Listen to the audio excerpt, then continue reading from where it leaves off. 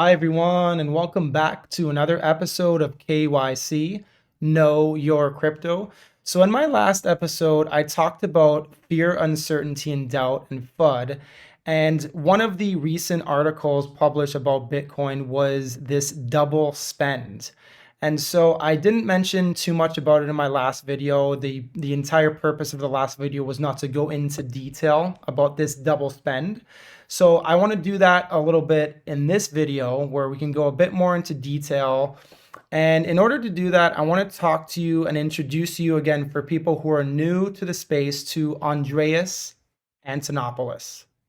Now, Andreas Antonopoulos is a wizard, although professionally we know Andreas as a professional in the computer sciences, specifically data communications and distributed systems. And he is very, very big on Bitcoin. He's been a believer for a number of years now, and he gives keynotes on Bitcoin to mainly audiences that may have only heard about Bitcoin, but they don't understand Bitcoin, or they might have heard something negative about Bitcoin years ago, like it's a scammer's coin or it's used for illegal or illicit activities.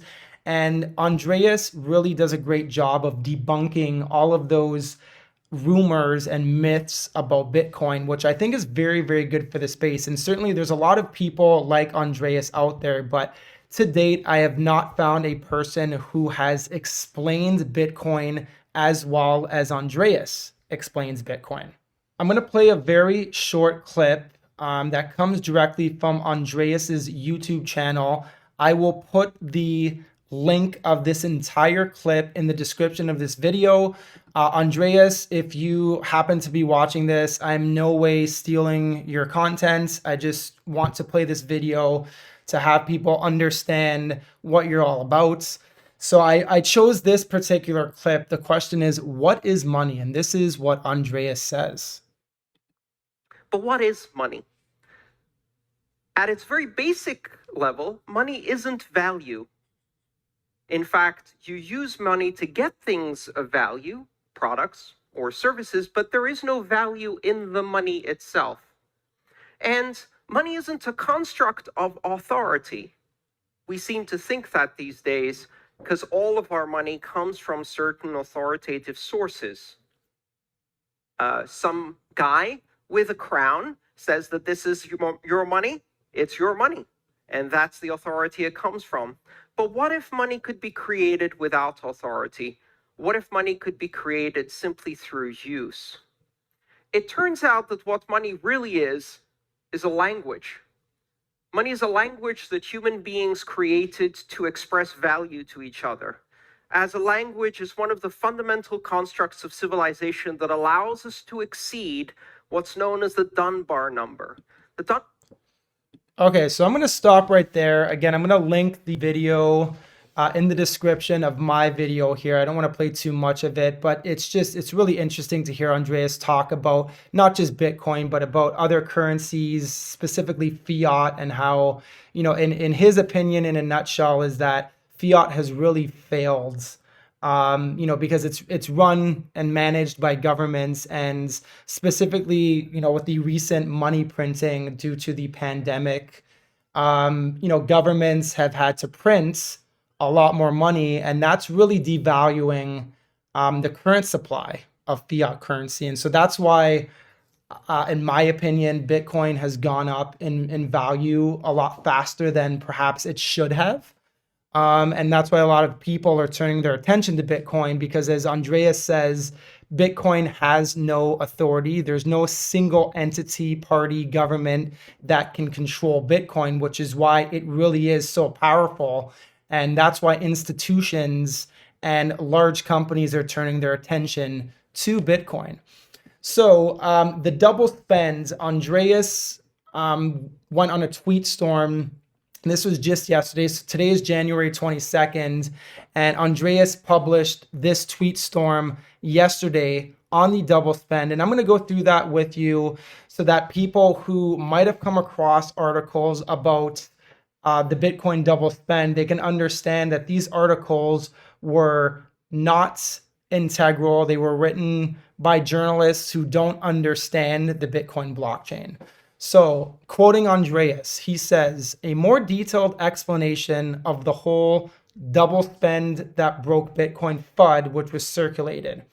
He calls it irresponsible. There was a chain reorganization in the Bitcoin blockchain. This is a common occurrence that is part of Bitcoin's normal operation.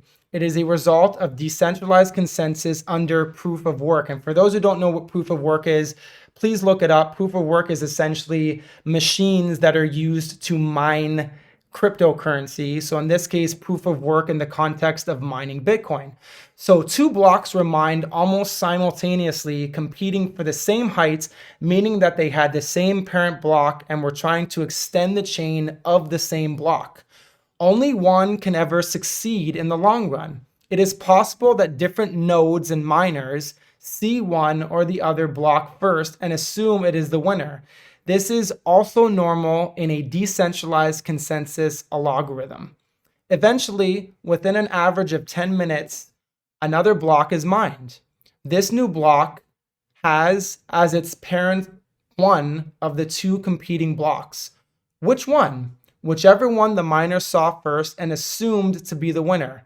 The new block extends the chain, resolving the issue.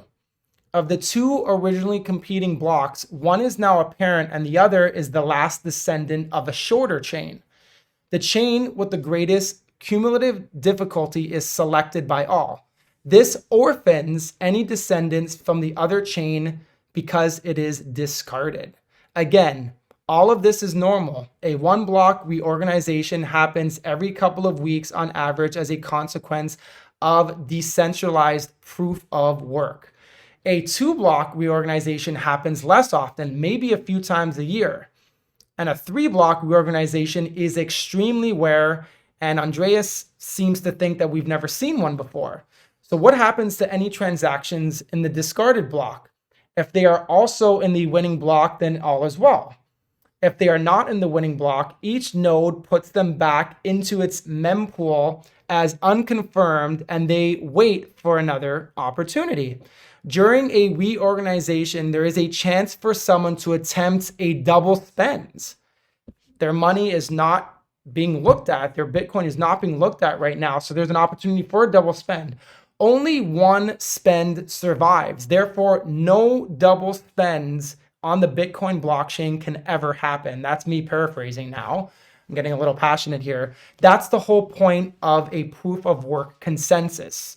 Again, I really would encourage people to look up what proof of work is, and specifically in comparison to proof of stake, which essentially is what Ethereum is endeavoring to do, switching from proof of work to proof of stake. Ethereum 2.0, which phase zero, I guess sort of officially or unofficially kicked off on December 1st. Please look that up. It's really important, especially if you plan on being in the crypto space for quite some time. You're going to want to know these things. So from the perspective of the recipient of a payment, they may see a transaction that appears to have one confirmation. It is in a block, then it disappears when that block is discarded. So in other words, momentarily, it might look like there was a double spend that occurred, but there was no double spend that actually occurred. Very rarely, the sender will sneak a different transaction in the competing/winning block. Let's say this is a payment for a lesser amount, more change back, or to a different address. Because the original transaction is gone, discarded block, the new transaction from the winning block is the only real transaction. The blockchain has prevented a double spend by discarding one and only recording the other.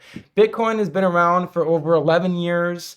Things like this don't happen. The blockchain, whether people look at it as a cryptocurrency or as a store of value, gold 2.0, it would not be this successful if things like this happened consistently. It just wouldn't. So I'm not going to go on and read. I'm going to skip ahead and just read one thing. This is described in the Satoshi white paper on page 8. In fact, it's the only math equation in the paper, and it describes the declining probability of a reorganization, showing why 6 confirmations through arbitrarily chosen is a good basis to consider a transaction finalized. Again, if you want to read this whole, this whole thread, I would encourage you to do so. But I think it's fairly clear, and I guess it goes on. So it's a total of 24 tweets.